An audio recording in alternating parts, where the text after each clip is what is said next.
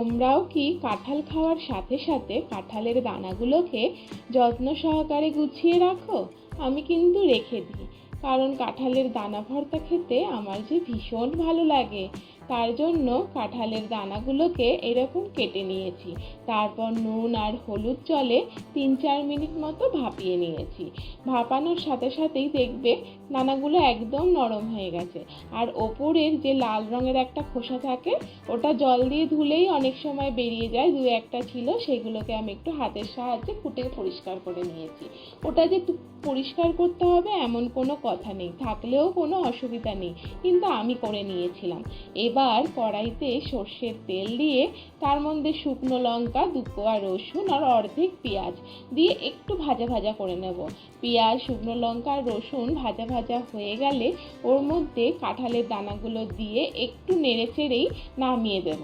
তারপরে কাঁঠালের দানা, রসুন, শুকনো লঙ্কা আর পেঁয়াজ এই 4টেই শিলপাটায় দিয়ে ভালো করে একটা বাটনা বেটে নেব।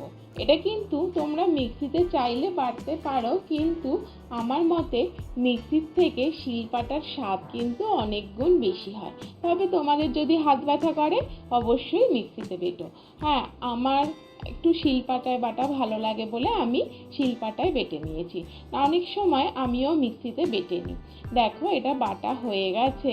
এইবার এর মধ্যে দিয়ে দিচ্ছি ওই অর্ধেকটা পেঁয়াজটা দিয়েছিলাম, বাকি অর্ধেকটা আমি কুচিয়ে রেখেছিলাম, সেই কুচনো পেঁয়াজটা দিয়ে দেব। সর্ষের তেল, সর্ষের তেলটা কিন্তু দেওয়ার সময় কোনো কার্পণ্য করো না, খেতে বেশ ভালো লাগে।